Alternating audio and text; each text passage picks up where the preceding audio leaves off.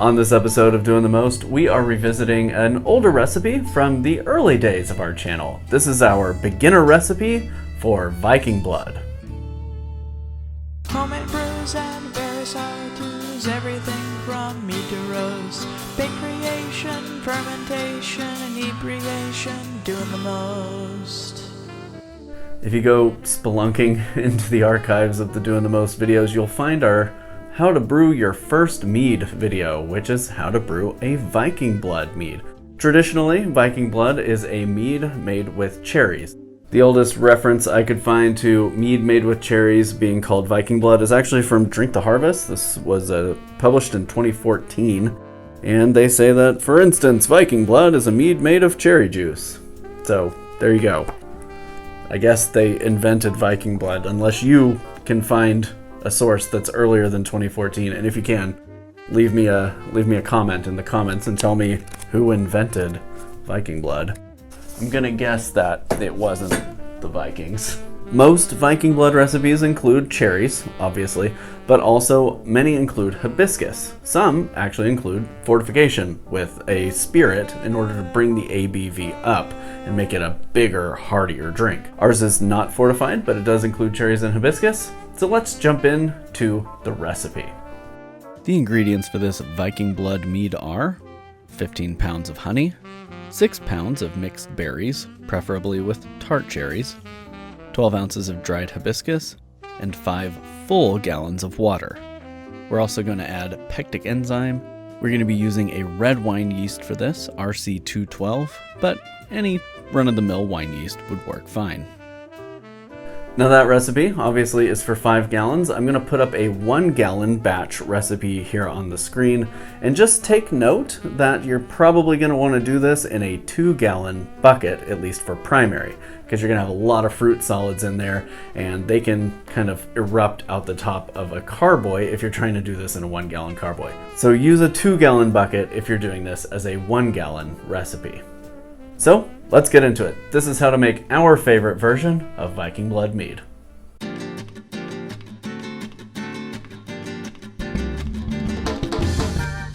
This is the blend that I buy when I make this recipe. I've made this recipe many times, always turns out great. The real important part here is that you do want some tart cherries, because they really help round out the fruit wine kind of flavor in this mead.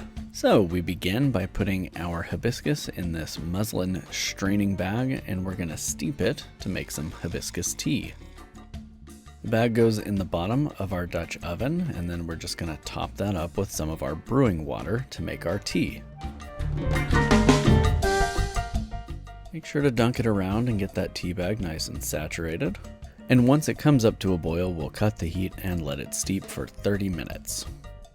Using frozen fruit is really great because the freezing and thawing actually does some of the work to help break that fruit down for you. Super great tip. And I'm going to put honey directly in the bottom of this bucket, so I just needed to weigh the bucket and tear out my scale. And for this particular project, I used some wildflower honey that came to me from a subscriber, actually from flowers that grow on the side of a volcano. Pretty cool. It's a really fruity honey with big fragrance on the nose, which I think is going to turn out pretty nice in here. After adding our fruit, we'll put a little bit of our brewing water on top of that to get everything kind of liquefied, and our pectic enzyme goes in.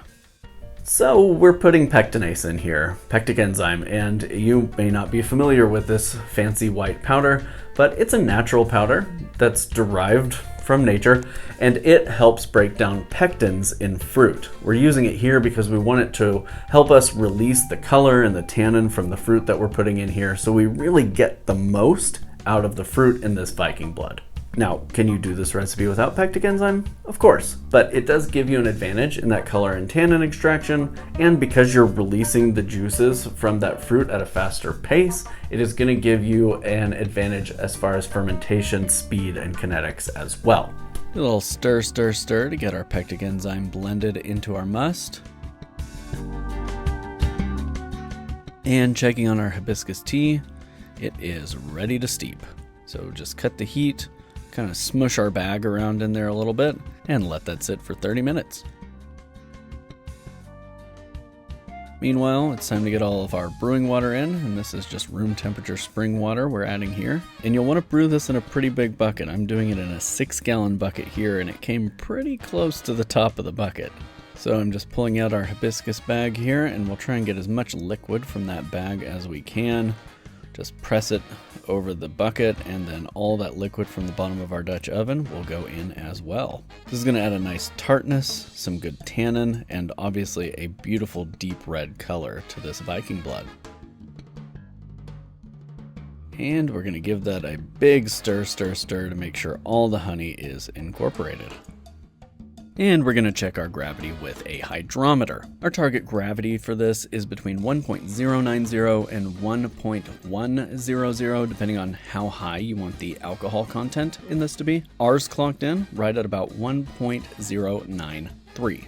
This little tool here is called a hydrometer. And if you're a fan of the channel, you probably own a hydrometer by now because I'm always harping on how important they are. But they're very important. The hydrometer helps you measure the density of the liquid that you're brewing with, and generally that correlates to the amount of sugar that is in that liquid, which tells you an estimate of how much your potential alcohol by volume will be in your finished product. Then you can test the gravity of your finished fermentation and know where your ABV ended. Get a hydrometer if you don't have one, and pro tip, get a polycarbonate hydrometer so you get one that's relatively unbreakable. The glass ones shatter kind of all the time. We're using RC212 yeast. This is a red wine yeast, so it should be great for all these red fruits and big bold colors. And we'll be doing a TOSNA 2.0 nutrient schedule on this, which means that at the 24, 48, 72 hour mark, we'll be adding some Fermaid O, as well as adding some more right at the 1/3 sugar break. Check out our video on nutrients for more information about mead nutrient schedules and why nutrients are important for mead making. For the first few days, we're going to put an upturned mug on that because this is going to be blowing off a lot of CO2 and building a cap, and that will keep us from having to attach a blow-off tube. Here I'm just stirring in one of those nutrient additions. This thing, again, gets pretty close to the lid of this 6-gallon bucket, but what's great is we'll have 5 full gallons on racking, so we won't have a lot of headspace in secondary. After about 2 weeks, we're done fermenting. This should stop about 1.000. I've had it stop lower every now and then, and we're racking that off into secondary for aging. A few months later, I racked it off one more time just to get it off all the lees and stuff that had collected at the bottom and create some room for back sweetening.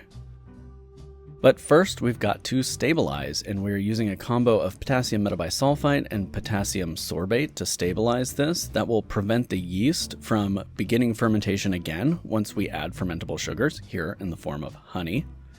So a couple days after stabilizing, we add our honey. I like this just kind of north of off dry, not very sweet at all. So I'm only using a half a cup of honey across this whole batch, which I know doesn't seem like very much, but it's just the right amount for my palate to enhance those fruity and floral flavors that are in there.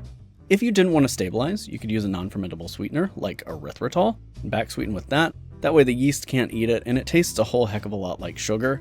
And so you're not going to really notice that it was a non-fermentable sweetener in there. That lets you avoid using stabilizers. And then a few days later, after the solids from that honey have dropped to the bottom, we go ahead and bottle. And here we got 22 bottles of Viking Blod Mead out of this batch. And there you have it. We have bottled our Viking Blod, and it is ready to taste.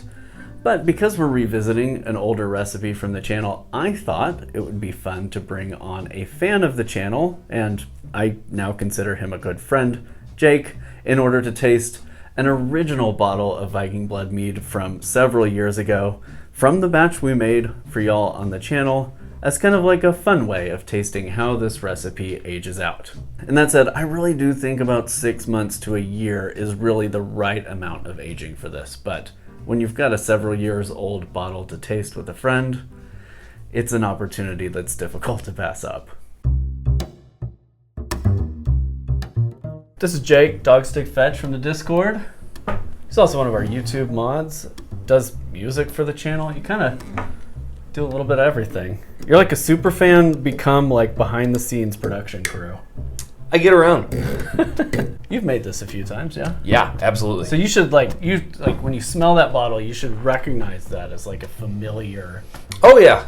Okay. Yes, this is exactly what I imagine that the OG batch smells like. OG. Yeah. How much you want? Like a full pint? All of it. I think you called that a ruby red. Ruby, absolutely. It's drier than I normally do my Viking's Blood. Mm-hmm. Yeah, a lot of people like it up to like 1.015, 1.02. Mm-hmm. Quite a bit sweeter. I like mine on the drier side. I like that hibiscus to kind of pop through. There's a decent amount of spice on it Mm-hmm. that I wasn't expecting. It kind of surprised me. Yeah. It's a little spicy. A little peppery. Yeah. Yeah. No burn. No. None of that like cherry cough syrup kind of flavor. It's clean. Yeah. It's really melded together. It's dry and fruity at the same time, which is like usually pretty difficult to achieve if it's this dry. Yeah. My favorite thing about this is just how easy and accessible it is. This was my first Doing the Most video that I watched. Was this? No kidding. Yeah. Okay, I guess I didn't know that. Yeah. Huh.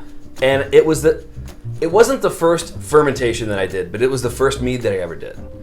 And I felt that mead was something really difficult to achieve, especially when you get on the forums and you start Googling around and people tell you about this and that imbalance, and it just seems so complicated to end up with a good final product. And in your video, it was so clean and clear and simple.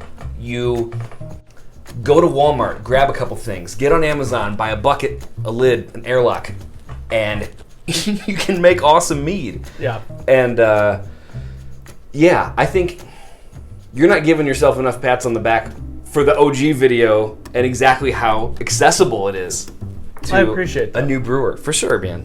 This is one of all the recipes that we've put out on the channel where I go back to it. And at least once or twice a year, I'll brew another batch because it's cheap, because I can throw some bags of fruit into the cart. And I've got bags of hibiscus laying around from other projects. It's easy to quick throw together a mead that you can put together bottles as gifts for folks.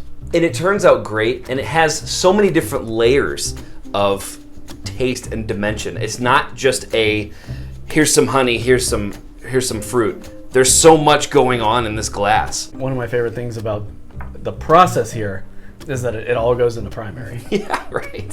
So you're not messing around with tweaks here and there and second. It's just you yeet it in, you wait, you rack it off, you wait, you sweeten it and bottle it. This recipe was amazing. It was the first mead I ever made, and it turned out great. I still make it. I've made it a couple times. If you're feeling weird about it, just take the plunge, do it. It's worth it. Get a bucket, get some fruit, get some honey. It's absolutely worth it. Thank you, Jake, for tasting this. Thank you for all of the work you've put in behind the scenes for the channel. Woo! And Mead Stampede, that's why he's here. Woo! All right, you can follow us on Instagram. You can join our Discord server. He's there. I hang out there a lot. I'm there. We've got a hell of a community on there at this point. It's a ton of fun. And subscribe to the channel. Yeah, here, right here. Oh, ah! Oh, you got it. Oh. I'm gonna eat it. How many calories were in that? Oh, God. I'm going to have tummy trouble later. Until next time. Do the most. Woo!